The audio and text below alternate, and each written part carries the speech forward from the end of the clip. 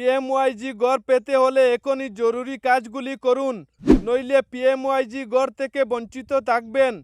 গ্রাম অঞ্চলে প্রধানমন্ত্রী আবাস যোজনার অধীনে পাকা ঘর পেতে চাইলে কয়েকটি বাধ্যতামূলক কাজ করুন।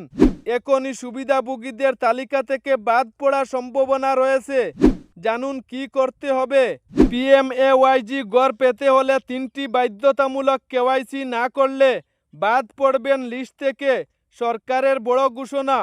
কি করতে হবে জেনে নিন। ব্যাংক কেওয়াইসি বাধ্যতামূলক।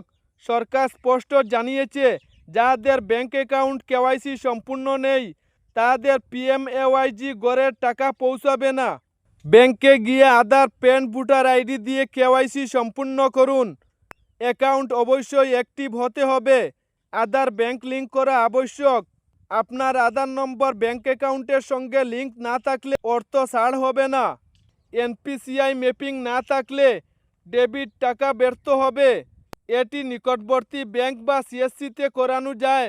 জব কার্ডের সঙ্গে আধার লিংক করা জরুরি। পিএমএওয়াইজি তালিকায় নাম থাকলেও যদি জব কার্ড আধার লিংক না থাকে তবে আপনার গড় স্থগিত থাকতে পারে।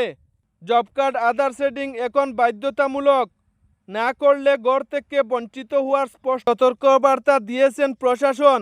সরকারের নতুন নির্দেশ, যাদের ব্যাংক কেওয়াইসি আধার লিংক এবং জব কার্ড আধার কার্ড লিংক সম্পূর্ণ নয় তাদের পিএমএওয়াইজি অর্থ ছাড় বন্ধ থাকবে। অর্থাৎ এখনই প্রয়োজনীয় আপডেট না করলে পাকা বাড়ির তালিকা থেকে নাম বাদ পড়তে পারে। কোথায় যাবেন? নিকটবর্তী ব্যাংক বা সিএসসি সেন্টারে গিয়ে ব্যাংক কেওয়াইসি আপডেট, আধার লিঙ্কিং ইত্যাদি করুন।